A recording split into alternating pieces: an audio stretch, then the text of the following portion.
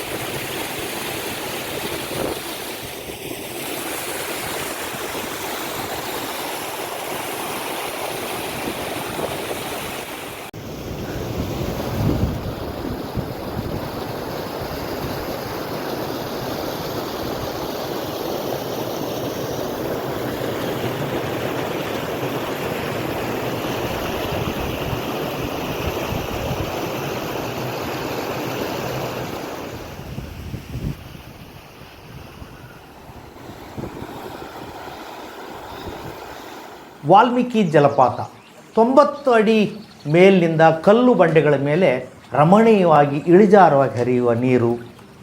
ಮಳೆಗಾಲದಲ್ಲಿ ಮೈ ತುಂಬಿ ಹರಿಯುತ್ತಿರುವ ಈ ಜಲಪಾತ ಲಿಂಗಸೂರು ತಾಲೂಕಿನ ಗೊಲ್ಲಪಲ್ಲಿಯ ಹಳ್ಳಿ ಹತ್ತಿರ ಬರ್ತದೆ. ತಮಗೆಲ್ಲ ಗೊತ್ತಿದ್ದ ಹಾಗೆ ಇವತ್ತು ಜಲಪಾತ ಅಂದ ತಕ್ಷಣವೇ ನಮಗೆಲ್ರಿಗೂ ಮಲೆನಾಡು ಆ ಕಡೆಯ ಜಲಪಾತಗಳ ಬಗ್ಗೆನೇ ನಾವು ಹೆಚ್ಚು ಮಾತಾಡ್ತೇವೆ. ಆದರೆ ನಮ್ಮಲ್ಲಿಯೂ ಕೂಡ ಅಂಥ ಜಲಪಾತಗಳು ಇವೆ ಅನ್ನೋದು ಕೂಡ ಭಾಳಷ್ಟು ಜನರಿಗೆ ಗೊತ್ತಿಲ್ಲ. ಇವತ್ತು ಗೊಲ್ಲಪಲ್ಲಿಯ ಜಲಪಾತ ಅಲ್ಲಿ ಇದ್ದಿದ್ದರೆ ಭಾಳಷ್ಟು ಜನರಿಗೆ ಪ್ರವಾಸಿ ತಾಣ ಆಗಿ ಗೊತ್ತಾಗ್ತಿತ್ತು. ಆದರೆ ಬಿಸಿಲುನಾಡು ರಾಯಚೂರು ಜಿಲ್ಲೆ ಲಿಂಗಸೂರು ತಾಲೂಕಿನಲ್ಲಿ ಈ ಜಲಪಾತ ಇರೋದು ಭಾಳಷ್ಟು ಜನರಿಗೆ ಗೊತ್ತಿರಲಿಕ್ಕಿಲ್ಲ. ಯಾಕೆ ಅಂದರೆ ಆ ಜಲಪಾತಕ್ಕೆ ಬೇಕಾದಂತಹ ಮಾರ್ಗದರ್ಶನ ಮಾಡಲಿಕ್ಕೆ ಅಲ್ಲಿ ಯಾವುದೇ ರೀತಿಯಂಥ ಸರಿಯಾದ ಮಾಹಿತಿಗಳು ಇಲ್ಲ. ಮೊನ್ನೆ ಹೀಗೆ ನಾವು ಲಿಂಗಸೂರಿನಿಂದ ದೇವದುರ್ಗ ಕಡೆ ಪಯಣ ಮಾಡುವಾಗ ಇಲ್ಲಿ ಜಲಪಾತ ಇದೆ ಅನ್ನುವಂಥ ಮಾಹಿತಿ ಗೊತ್ತಾಯಿತು. ಅದು ನಿಮಗೆ ಗೊತ್ತಿದ್ದಾಗೆ ಲಿಂಗಸೂರಿಂದ ಕಲಬುರಗಿ ಹೋಗೋ ಮಾರ್ಗದಲ್ಲಿ ಈ ಜಲಪಾತ ಬರ್ತದೆ. ಲಿಂಗಸೂರಿಂದ ಕಲಬುರಗಿ ಹೋಗುವಾಗ ಗುಡುಗುಂಟೆಯಿಂದ ತಿಂತಿನಿ ಬ್ರಿಡ್ಜ್ ಮಧ್ಯದಲ್ಲಿ ಗೊಲ್ಲಪಲ್ಲಿ ಗ್ರಾಮ ಬರ್ತದೆ. ಆ ಗೊಲ್ಲಪಲ್ಲಿ ಗ್ರಾಮಕ್ಕಿಂತ ಸ್ವಲ್ಪ ಮುಂಚೆ ಲಿಂಗಸೂರು ಕಡೆಯಿಂದ ಪ್ರಯಾಣ ಮಾಡಿದರೆ ಬಲಗಡೆ ಈ ಜಲಪಾತ ಇದೆ. ಪ್ರಯಾಣ ಮಾಡುವಾಗ ಇದು ಇಲ್ಲೇ ಇದೆ ಅಂತ ಗೊತ್ತಾಗಲ್ಲ. ಕಾರಣ ಏನು ಅಂದರೆ ಅಲ್ಲಿ ಸರಿಯಾದ ಬೋರ್ಡ್ ಇಲ್ಲ. ಒಂದು ಬೋರ್ಡ್ ಇದೆ, ಅದು ಕೂಡ ಅಳಿಸಿ ಹೋಗಿದೆ. ಆ ಬೋರ್ಡು ಯಾವ ಕಡೆ ಹೋಗಬೇಕಂತ ರಸ್ತೆ ಇದೆಯೋ ಅದು ಬಿಟ್ಟು ಮುಂದಕ್ಕಿದೆ. ಈ ಥರದ ಎಲ್ಲ ತೊಂದರೆಗಳು ಇದ್ದಾವೆ. ಇಷ್ಟೆಲ್ಲದರ ಮಧ್ಯೆ ಹುಡುಕಿ ನಾವು ಇವತ್ತು ಆ ಕಾಲು ರಸ್ತೆಯಲ್ಲಿ ಸರಿಯಾದ ರಸ್ತೆ ಇಲ್ಲದಿದ್ರೂ ಕೂಡ ಕಾರುಗಳು ಬೈಕ್ಗಳು ಹೋಗ್ಬೋದು, ಸ್ವಲ್ಪ ದೂರ ಕ್ರಮಿಸ್ಬೋದು. ನಂತರ ಮತ್ತೆ ಕಾಲುದಾರಿಯಿಂದನೇ ಇವತ್ತು ಜಲಪಾತಕ್ಕೆ ಹೋಗಬೇಕು ನಾವು. ಇವತ್ತು ಆ ನಿಟ್ಟಿನಲ್ಲಿ ನಾವು ಪ್ರಯಾಣ ಮಾಡಿದಾಗ ಸ್ವಲ್ಪ ದೂರ ಕ್ರಮಿಸಿದಾಗ ಅಲ್ಲಿ ಬ್ರಿಡ್ಜ್ ಸೇತುವೆ ಮಾಡಿದ್ದಾರೆ. ಆದರೆ ಸೇತುವೆ ಎಲ್ಲ ಕೊಚ್ಚಿ ಹೋಗಿದೆ, ರಸ್ತೆ ಸರಿಯಾಗಿಲ್ಲ. ಆದರೆ ದೂರದಿಂದ ಆ ರಮಣೀಯ ದೃಶ್ಯವನ್ನು ಕಂಡಾಗ ಭಾಳ ಆನಂದ ಆಗ್ತದೆ.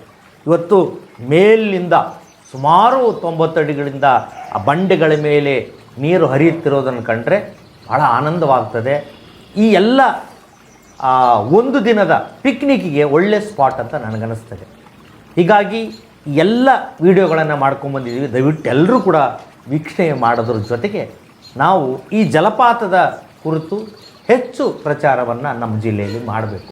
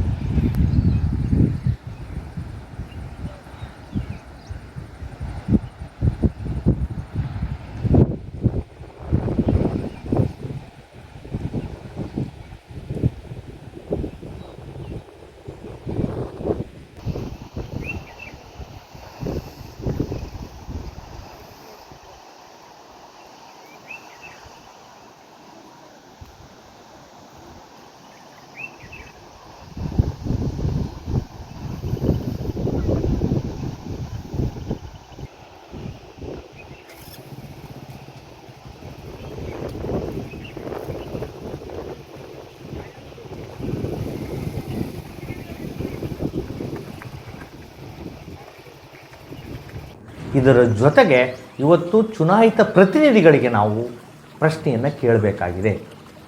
ನಮ್ಮ ಜಿಲ್ಲೆಯಲ್ಲಿ ಇರುವಂಥ ಈ ಜಲಪಾತಕ್ಕೆ ಯಾಕೆ ನೀವು ಸರಿಯಾಗಿ ರಸ್ತೆ ಮಾಡಿಸಿಲ್ಲ? ಮತ್ತು ಈಗಾಗಲೇ ಹೇಳಿದಾಗೆ ನಾನು ಸ್ವಲ್ಪ ದೂರ ಕ್ರಮಿಸಿದ ನಂತರ ಇವತ್ತು ರಸ್ತೆ ಅಲ್ಲಿ ಇಲ್ಲದೇ ಇರೋದರಿಂದ ಹೊಲದ ಬದಿವಿನ ಮೇಲೆ ಗಿಡ ಮರಗಳ ಪಕ್ಕದಲ್ಲಿ ಹಾದು ಹೋಗಬೇಕು. ಹಾದು ಹೋದಾಗ ಮಾತ್ರ ಆ ರಮಣೀಯ ದೃಶ್ಯ ಕಾಣ್ತದೆ. ಇವತ್ತು ಕೆಳಗಿಂದ ಮೇಲಿನವರೆಗೂ ಕೂಡ ನೀರು ಹರಿತಾ ಇರ್ತದೆ. ಅದು ಈಗಾಗಲೇ ಹೇಳಿದಾಗ ಮಳೆಗಾಲದಲ್ಲಿ ಮೈ ತುಂಬಿ ಹರಿತಾ ಇರ್ತದೆ. ನೋಡಲಿಕ್ಕೆ ಭಾಳ ಆನಂದವಾದಂಥ ರಮಣೀಯ ದೃಶ್ಯ. ಇವತ್ತು ಭಾಳಷ್ಟು ಕೆಲವು ಯುವಕರು ಅಲ್ಲಿ ನಾವು ಹೋದಾಗ ಇದ್ದುದನ್ನು ನಾವು ಕಂಡಿದ್ದೇವೆ. ಒಟ್ಟಾರೆ ಇವತ್ತಿನ ಈ ಕಾರ್ಯಕ್ರಮದ ಮೂಲಕ ಎರಡು ವಿಷಯವನ್ನು ಹೇಳಲಿಕ್ಕೆ ನಮ್ಮ ಎಸ್ ನ್ಯೂಸ್ ಬಯಸ್ತದೆ. ಒಂದು, ಇವತ್ತಿನ ಈ ಜಲಪಾತದ ಬಗ್ಗೆ ನಾವು ಹೆಚ್ಚೆಚ್ಚು ಜನರಿಗೆ ಮಾಹಿತಿಯನ್ನು ಕೊಡೋದ್ರ ಜೊತೆಗೆ ಇವತ್ತು ಚುನಾಯಿತ ಪ್ರತಿನಿಧಿಗಳಿಗೆ ಈ ಜಲಪಾತ ತಲುಪಲಿಕ್ಕೆ ಸರಿಯಾದ ರಸ್ತೆ ಮಾಡಿಸ್ಬೇಕು. ಅದು ಒಂದು ಪ್ರವಾಸೋದ್ಯಮ ತಾಣವಾಗಿ ನಿರ್ಮಾಣ ಮಾಡಲಿಕ್ಕೆ ಎಲ್ಲ ರೀತಿಯ ವ್ಯವಸ್ಥೆಯನ್ನು ಇಲ್ಲಿನ ಆಡಳಿತ, ಚುನಾಯಿತ ಪ್ರತಿನಿಧಿಗಳು, MLAಗಳು, ಸಂಸದರು, ಆ ಲಿಂಗಸೂರು ತಾಲೂಕಿನ ಆ ಜಲಪಾತ ಬರುವ ಗ್ರಾಮ ಪಂಚಾಯತಿ ಮುಖ್ಯಸ್ಥರು ಎಲ್ಲರೂ ಕೂಡ ಪ್ರಯತ್ನ ಮಾಡಬೇಕು. ಆ ನಿಟ್ಟಿನಲ್ಲಿ ಎಲ್ಲರೂ ಕೂಡ ಒತ್ತಡವನ್ನು ಹಾಕಬೇಕು. ಆ ನಿಟ್ಟಿನ ಒತ್ತಡ ಹಾಕುವುದರ ಮುಖಾಂತರ ನಮ್ಮ ಜಿಲ್ಲೆಯ ಲಿಂಗಸೂರು ತಾಲೂಕಿನ ಗೊಲ್ಲಪಲ್ಲಿಯ ಜಲಪಾತವನ್ನು ಎಲ್ಲರಿಗೂ ತಲುಪಿಸುವ ಕಾರ್ಯ ನಾವು ನೀವು ಸೇರಿ ಮಾಡೋಣ ಅಂತ ಹೇಳ್ತಾ ಈ ಕಾರ್ಯಕ್ರಮವನ್ನು ಮುಗಿಸ್ತೇನೆ. ನಮಸ್ಕಾರ.